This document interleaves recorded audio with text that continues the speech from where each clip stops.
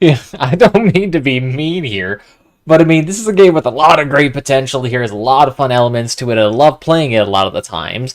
But when you're paying $70 for this...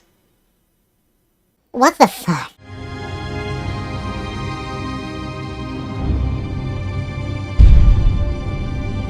Either way, welcome back everybody today. You know what this game is. It's a fun game here. I'm sure you all love it here, considering that 99% of you are here just because exclusively of this game. But either way, we're here back today taking a look at something that's actually recently dropped into this game. I know, something exciting, something new, I know. But today we actually have this brand new creation pack here, which is supposed to be the successor to the inventor pack here that came out a while ago here.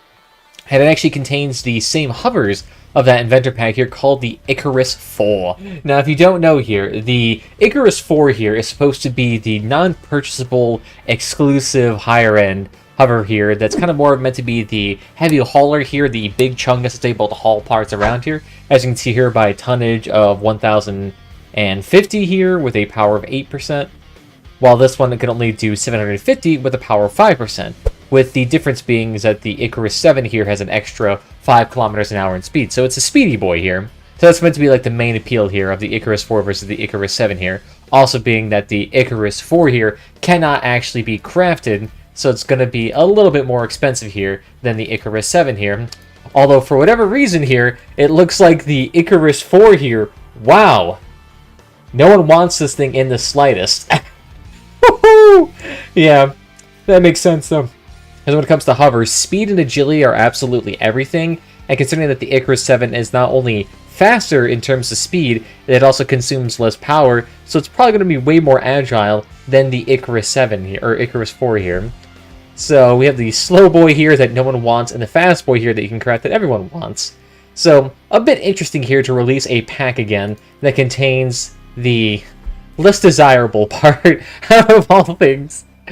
But you also have a couple interesting parts here. You got Founders parts here, Nomad, and a couple of other parts from a various variety of seasons here. So if you're actually late to the season here, that actually might be an interesting thing here just for that alone, because then you actually save a bunch of money on badges. Because if you don't know here, in order for you to get previous season armor parts here, you actually have to come over here to the badge exchange and purchase them for 300, 600, or even more per piece. So it can get quite expensive here, so the fact that armor packs nowadays can actually contain previously unobtainable items here is actually pretty interesting. It also contains other parts that you find in other places here, so like this outer fender, it comes from a pack that you used to get ages ago during the beta that was also temporarily released here for a hot second. This Born to Fly pack that you would get in the closed beta.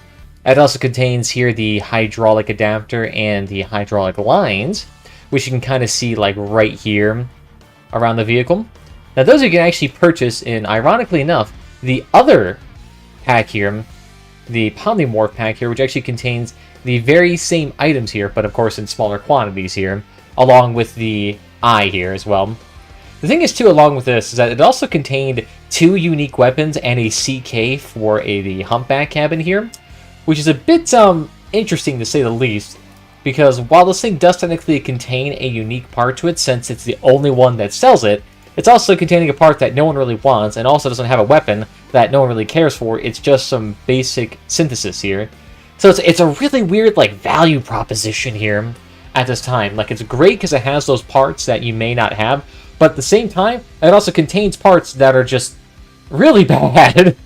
Not to mention here too, they also got rid of the classic pink that everyone liked here, and gave it more of this kind of rusted red version here, which I just don't know if people really are feeling. This is what it looks like on my truck here. You can see it's kind of like a matte red pinkish color here with patches missing on it. So if you wanted more of like that industrial vibe where it's missing things, then I guess you kind of got your paint here. Kind of. At the same time though, it's like not really a desirable color. So it's really weird. Not to mention, it's also commanding a premium at $70. 70. This thing is $70. What the shit? This thing is absurdly expensive.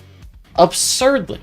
And the thing is too, as you can feel here, just by like the visual analysis that you can do it yourself, you can see that it's pretty sluggish here.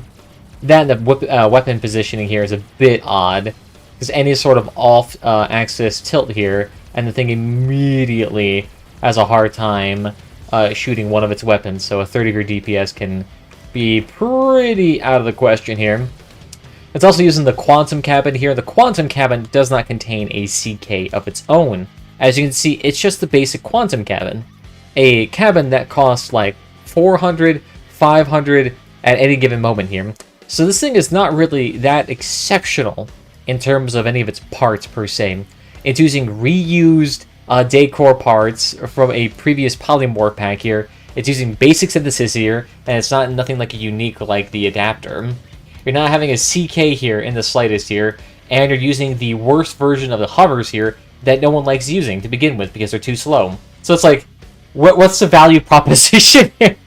Like I said, the only way this can be remotely useful for you is if you don't have the previous armor parts from the previous seasons. But if you already do, then this is completely pointless to you. Although to be fair, it also does contain 4,200 coins, as well as a unique portrait, and technically the paint itself is unique, but also not terribly valuable here. As you can see, it is exceptionally cheap here. Sure, there's slightly more demand than there is orders, but it's mostly just because no one's buying this thing. And of course, from my previous video where I recommended when I'm purchasing packs, only really purchase packs when they're on sale. So this thing would only become like a modicum of possible recommended when it's on sale. And even then, there's probably going to be different packs there that are worth more than this. And I guess you could also technically say, oh, I want to purchase it because the blueprint design is kind of nice there. It's like, yeah, I suppose if you want to do that, that is certainly an option. But at the same time here, it's also not a very well-designed blueprint.